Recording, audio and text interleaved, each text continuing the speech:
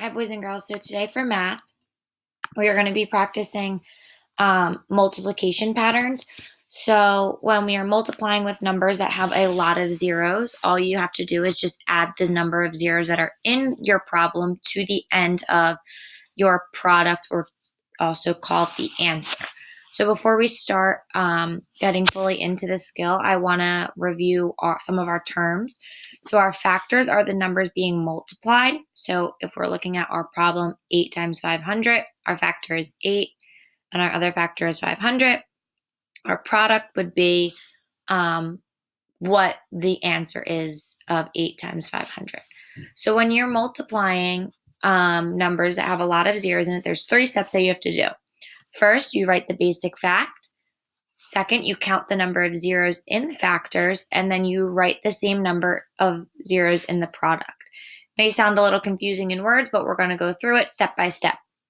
So if our problem is 8 times 500, we want to first multiply our basic fact. So we want to take away all the zeros of our in this multiplication problem. So we want to multiply 8 times 5. We're just going to cross out those zeros for now. We're not going to really pay attention to them. And as we know, 8 times 5 equals 40, as you could see right here, and which you all should be knowing from practicing our times tables. And then the second step is count the number of zeros in the factors. So then we're going to look at our original problem again, right here. If we count how many zeros we see in our factors, we see 2. We see 1, 2, and I have highlighted them in purple.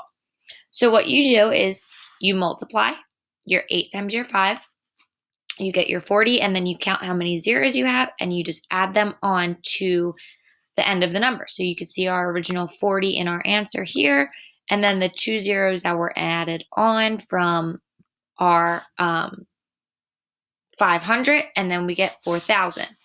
So we're going to do another example. We have 4 times 8.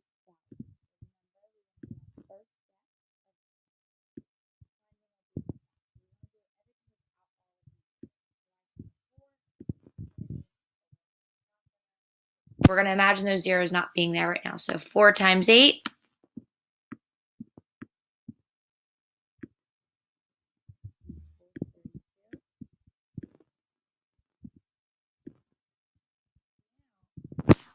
We have to count how many zeros are in our factor. So looking back at our multiplication problem, I see 3 zeros. I see 1, 2, 3. So all I'm going to do is take my 32 from my 4 times 8, and I'm going to add my 3 zeros. 1, 2, 3, and then you would put your comma after your 3 zeros, and it would be 32,000. So if you're looking down here, here are some more examples of it.